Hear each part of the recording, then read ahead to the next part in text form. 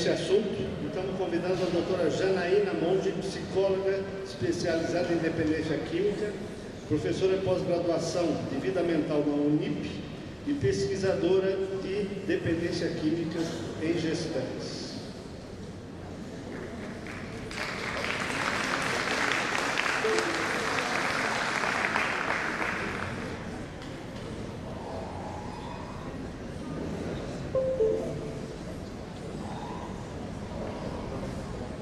Oi, bom dia. Coloquei numa bela enrascada aqui, né?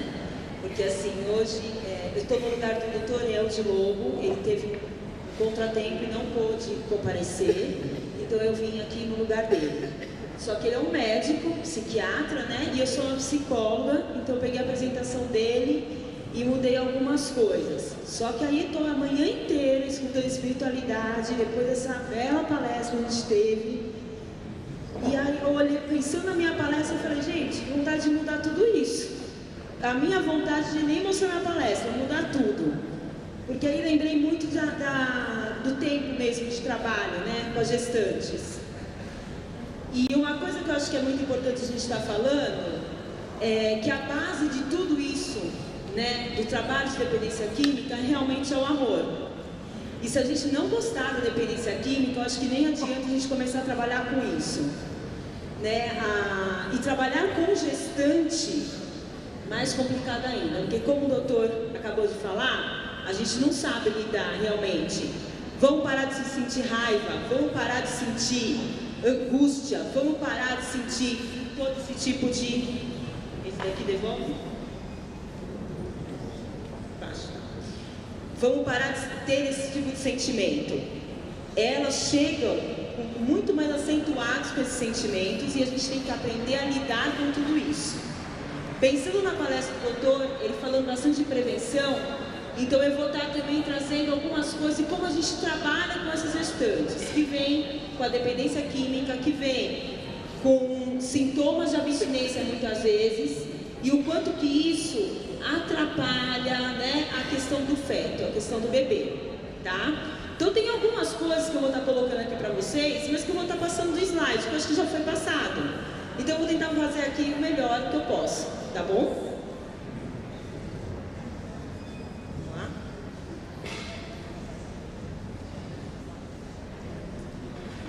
Apesar da gravidez, muitas vezes a gente pensa que a gravidez ela pode ser um fator de proteção quando a pessoa quando ela é ou abusadora ou dependente química, né, a mulher, ela muitas vezes ela não consegue pensar nem como fator de proteção. O que acontece? Ela acaba usando cada vez mais. Por quê? Acaba causando uma angústia muito grande daquilo que está acontecendo, de uma perda, né, da liberdade dela, que isso muitas vezes se torna fator de risco. E como ela não sabe lidar com essa situação, ela acaba usando cada vez mais a droga, e qualquer tipo de droga. Ela não vai pensar naquele momento do uso se está fazendo mal ou não para a criança. Ela vai pensar naquele momento em acabar com aquela angústia que ela está sentindo, até porque ela já está doente. Então, muitas vezes quando a gente pensa, ficou grávida, agora ela para de usar, é nesse momento que ela começa a usar muito mais. Então, em algumas pode até se tornar fator de proteção, mas para muitas se torna fator de risco também.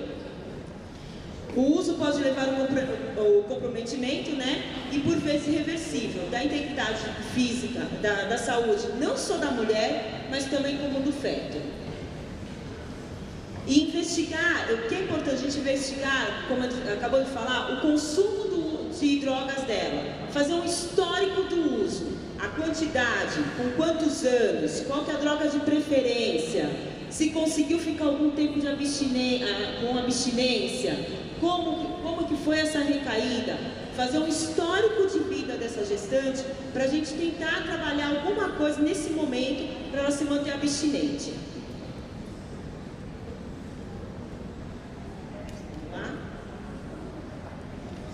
Mundialmente é um desafio detectar o número real de mulheres que fazem o uso de substância psicoativa nesse período.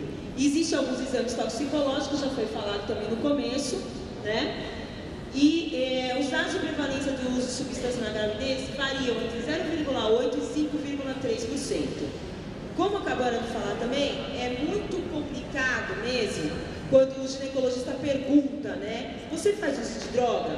Os médicos realmente ainda não estão acostumados a fazer isso. Não existe esse treinamento.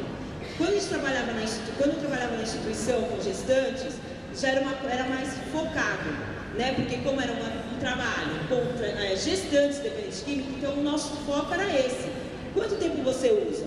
Mas muitas vezes, se elas chegavam gestantes, dependendo do mês, que se elas tivessem ido em algum médico, eles nunca tinham perguntado: você usa droga? Que tipo de droga? Há quanto tempo? Muitas vezes não tem paciência de perguntar isso, ou já sabe que pode ser um problema, e aí nem chega a perguntar e fazer um tratamento para isso. O uso e abuso, né, afeta diretamente o feto devido à placenta por ser permeável, né, tudo passa para o bebê. Então, não só a questão da droga em si, né, a substância, mas tudo que ela está sentindo. A gente não pode esquecer, né, que a gestante, tudo que a gente sente, o nosso bebê sente. Quando a gente está com angústia, o bebê também sente. Quando a gente está muito alegre, o bebê sente. Se a gente fuma maconha, o bebê vai sentir. Se cheira cocaína, também vai ficar mais eufórico. Então, tudo que a gente está passando, o bebê está sentindo.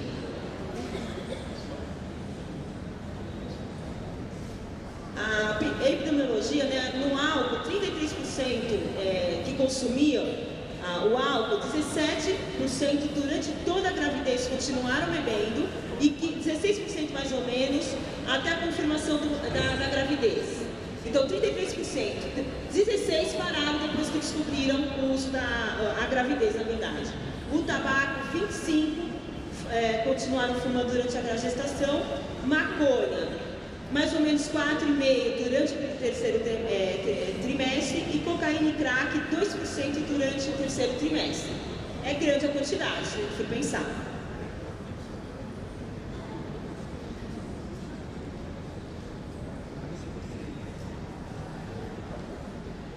Experiência em enfermarias especializadas, né? O transtorno relacionado à substância grave, a alta vulnerabilidade social. Muitas chegam quando chegam para tratamento, muitas chegavam com uma vulnerabilidade social muito grande, né? Elas tinham violência doméstica, era uma situação de rua, prostituição e entre outras coisas, né? Então elas chegavam muito machucadas. E quando a gente fala de machucada, eu não estou falando só na questão do uso, mas é como eu falei, psicologicamente, emocionalmente eu estou falando. Quando a gente fala do toque, do abraço, do amor, realmente elas não sabem nem o que é isso. Elas não sabem o que é a maternagem. E é uma coisa que nós vamos trabalhando com elas. Muitas delas chegavam para a gente logo no primeiro mês de gestação. Então a gente conseguia trabalhar toda a gestação com elas, do primeiro ao 9º mês. Então tinham grupos de psicoeducação sobre o que é ser mãe, sentimento materno, o que é ser mulher, como que poderia doar vida para outra pessoa, para um feto, como é que poderia fazer isso, sendo dela. E muitas traziam raiva, porque nem sabiam quem era o pai, ou se não, esse pai tinha muita raiva dele. Então isso tudo era muito trabalhado. Comorbidade psiquiátrica, muitas tinham transtorno de humor, de ansiedade, psicótico, de personalidade. Muitas chegavam com surtos psicóticos. Então, mais um fator de risco, gestante, com abstinência e ainda com um surto. Então tinha que dar um tempo para tudo isso passar fisicamente, para a gente poder estar trabalhando psicologicamente com essas pessoas, com essas meninas. A falta de apoio psicossocial, porque muitas chegavam sem pré-natal, sem apoio familiar e sem rede de apoio. Então, muitas vezes, quando chegavam para a gente, nós tínhamos que procurar essa família. E muitas na família nem sabiam onde elas estavam. E quando descobriam que estavam num hospital, gestante e ainda com mais algum tipo de comorbidade, ou alguma doença, poderia ser o HIV, ou alguma doença sexualmente transmissível. Então a gente tinha todo esse trabalho familiar e principalmente com a gestante. E depois pensando realmente nesse feto, o que iria acontecer com esse bebê. E o medo de perder a guarda do filho. Esse medo de perder a guarda do filho vinha depois de um bom tempo, próximo quando estava prestes a nascer o bebê. Por quê? Durante a gestação, a mulher já sem sintomas de abstinência, sem, na verdade, uso de droga, a gente passa por muitos medos. Será que eu vou dar conta? Será que eu vou ser uma boa mãe? Será que meu filho vai me amar? Será que eu vou ser... será que eu vou conseguir trabalhar e cuidar do meu filho? A gente pensa muita coisa. Será que eu vou conseguir aumentar? A gente pensa muita coisa. E vem muita culpa. Ser mãe é um bicho complicado, né? Porque eu acho que a gente demora 9 meses para ser mãe, aprender, e 9 meses para ter culpa, porque a gente se culpa por tudo. Ser mãe e ainda dependente química, isso acentua e piora. Porque muitas vezes só começa a ter essa consciência quando está para nascer. Quando está com 9 meses. Quando sabe que de repente a semana que vem eu vou ter que ir para a maternidade. E aí começa a bater o medo. Quem é que vai me ajudar a cuidar do meu filho? Quem é que, será que a minha mãe realmente vai dar conta? Será que o pai do meu filho vai fazer alguma coisa? Eu estou sozinha. E se eu recair, com quem fica o meu filho? Eu vou perder a guarda?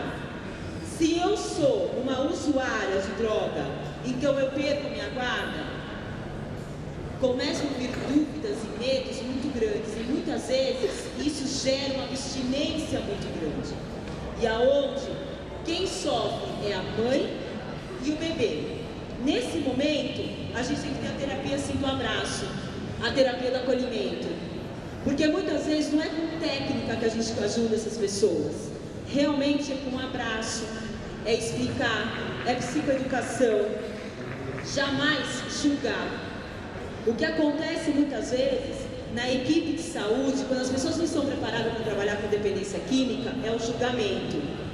E isso é muito complicado. Não é porque aparece uma gestante que usa droga que ela não pode ser mãe. Ela também tem sentimento. Ela também é mulher. Ela também pode ser mãe. E é nesse momento que a gente tem que ajudar. É nesse momento que a gente tem que olhar e de repente ela usa droga, mas tem uma outra que não usa e pode também sofrer de alguma outra coisa. E também precisa de acolhimento. É o julgamento que a gente não pode ter mais. Quando a gente fala de dependência química, a gente não pode julgar e nem ter preconceito. É entender o que está acontecendo com o outro. Isso é uma doença. Então a gente tem que começar a trabalhar nesse sentido. E não importa a idade da pessoa, não importa o grau de escolaridade, não importa a raça, não importa nada. É olhar o outro. É como a gente acabou de falar, com empatia, com amor. E a gestante principalmente, porque ela está gerando uma outra vida. E aquela vida realmente não tem culpa. Ela também precisa de cuidado. Ela já está nascendo, se a gente for pensar psicologicamente, já se sentindo meio aqui de lado. Porque a mãe sofreu muito. E ela está sentindo falta de carinho. E é isso que ela precisa nesse momento.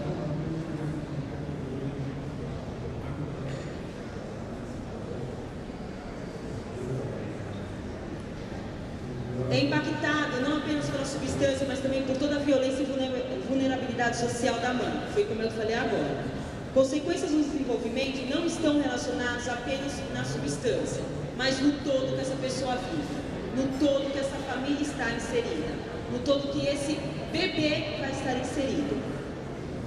As substâncias lícitas, né? O que pode causar no bebê? Então, o álcool, a síndrome fetal alcoólica, que é a mais costumeira que a gente que a gente mais costuma ver. O tabaco, que pode ter a prematuridade, retardo do crescimento uterino, ruptura prematura das membranas, trabalho de parto prematuro, placenta prévia e abortamento espontâneo. As medicações. É um desafio da avaliação de custo-benefício no tratamento com psicofármaco para tratamento da questão do tratamento das drogas e das comorbidades psiquiátricas. O que acontece? Elas chegavam, por exemplo, no hospital dependentes, com uma abstinência muito forte. Tem como tirar totalmente essa droga e não dar nada para ela ficar mais tranquila? Não tinha como fazer isso. Os psiquiatras tinham que estar avaliando, o psiquiatra e o ginecologista que estava cuidando naquele momento, tinha que estar avaliando o estado daquela paciente para verificar a melhor maneira dela não sentir tanta dor, tanta angústia, tanto física como emocional, para conseguir ter uma gestação um pouco mais saudável do que ela estava tendo até o momento. É fácil? Não, mas não é impossível. Melhorando comida, melhorando, né, a questão da nutrição, melhorando o sono daquela paciente, melhorando atividades durante o dia daquela pessoa, voltando ela a ter atividades e tendo uma vida social que ela vai conseguir melhorar todo esse tipo de vida dela.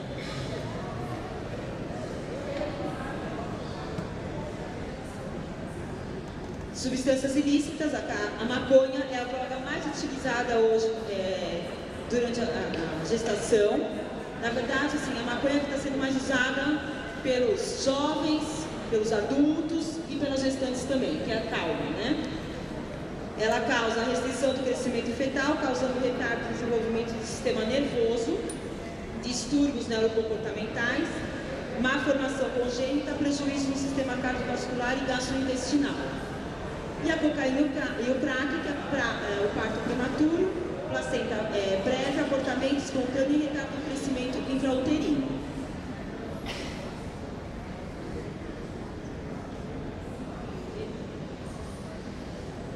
As consequências, né, no recém-nascido do álcool é a microcefalia, distúrbios comportamentais neonatais, como irritabilidade e dificuldade na amamentação. Tabaco, baixo peso ao nascer, síndrome de morte perinatal súbita, asma e redução de circunferência craniana. Essa parte foi mais médica mesmo. A maconha é mais utilizada pelas gestantes, comprometimento do desenvolvimento motor, letargia e redução das mamadas, em tempo e frequência devido à diminuição do interesse. Mais choro, maior dificuldade em acalmar em crise de choro, sono conturbado. Na cocaína e crack, taquicardia e hipertensão. A questão da euforia, né? A cocaína já traz isso, e isso passa para o feto.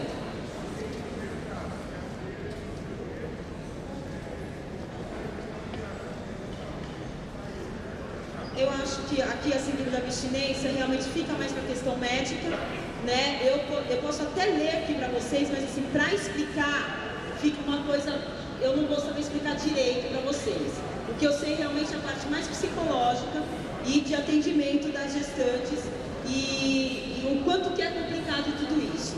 Eu lembro muito de uma gestante que a gente estava fazendo um atendimento e, na verdade, ela tinha usado muita cocaína um dia antes de chegar na nossa consulta e o bebê dela começou a mexer. Na verdade, ele não estava mexendo, ele estava tremendo, estava tremendo muito e ele estava com sintomas de abstinência. Né? Porque ela chorou muito e naquele momento ela ainda não tinha consciência de tudo que estava acontecendo com ela e naquele momento quando ela sentiu aquilo que não foi um chute normal, ela sentiu um chute um pouco mais agressivo, ela falava, ela foi percebendo o quanto que ela fez mal para tudo que estava acontecendo na vida dela e o quanto que ela queria mudar. Foi naquele momento que ela teve a motivação para mudar e sentir vontade de ficar abstinente na vida dela. E isso é o que valeu a pena no tratamento. Ela ficou, e ela que começou, na verdade, a liderar um grupo de psicoeducação com as gestantes que a gente tinha no hospital. Ela ficou limpa até hoje.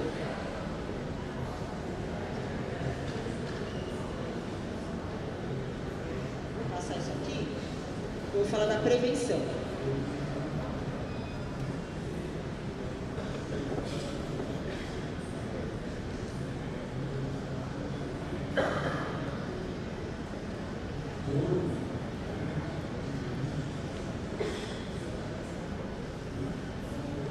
O que é legal fazer na prevenção para as mulheres, tá? Gestantes. O grupo só de mulheres pode proporcionar maior liberdade para expor os problemas. Então, fazer um grupo falando de tudo que elas estão sentindo, desde os problemas com o marido, com o namorado, com a família, de como elas estão sentindo essa gestação, desde do medo de quando ela tiver esse bebê, de como vai trocar a fralda desse bebê. Será que ela vai se sentir bem em fazer isso? De como dar um banho nesse bebê. A gente faz esse tipo de grupo de psicoeducação com elas.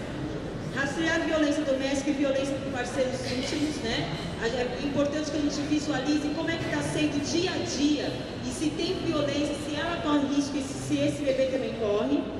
Rastrear comorbidade psiquiátrica, infecções sexualmente transmissíveis e outras comorbidades clínicas.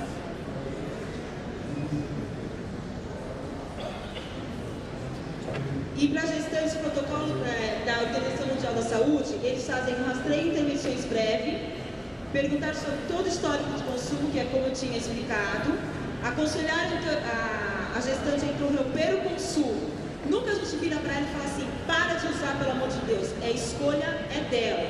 O nosso papel é orientar e explicar as consequências que esse uso pode trazer, tanto para a saúde dela quanto para a saúde do bebê, e as consequências que isso pode levar para ela, tá? E encaminhar para o tratamento mais adequado. Encorajar a mãe que esteja em condições para contato pele a pele. O que é esse contato pele a pele? Encorajar essa mãe para que ela tenha o acolhimento com essa criança, que primeiro ela se acolha, tenha carinho por si mesmo, para ela poder acolher o próprio filho, que ela tenha carinho e afeto por esse filho. Então primeiro ela se aceite, compreenda o que está acontecendo com ela, para ela poder passar isso para o filho dela.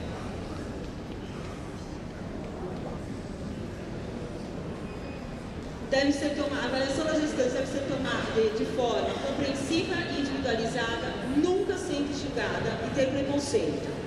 Se há necessidade, passar para uma parte medicamentosa, e muitas vezes é necessário, e se há possibilidade de aleitamento materno.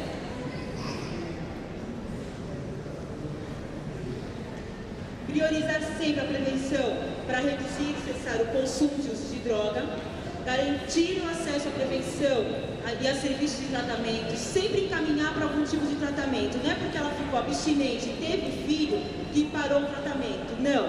Dar continuidade no tratamento, para fazer uma manutenção, e porque vai vir muitos momentos difíceis, onde ela vai precisar desse tratamento, desse apoio psicológico, para não ter uma recaída no consumo.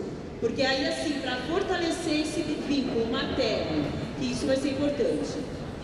Respeito à autonomia, informando sobre os riscos e benefícios para elas e para o seu feto, né? Ou para o bebê. E das opções de tratamento. Promover o cuidado compreensivo e proteção contra a discriminação e estigmatização e promoção do apoio familiar e comunitário. É importante, quando você está trabalhando com a gestante, trazer o apoio familiar, saber quem é o apoio que ela tem ao lado, mesmo se não for a mãe, é uma avó, é uma tia, é um amigo mais próximo, trazer para fazer toda a rede de apoio que ela precisa, porque nesse momento ela vai precisar muito, ela está insegura, ela está vulnerável, e é nesse momento que ela precisa se sentir segura para cuidar do filho e dela mesma.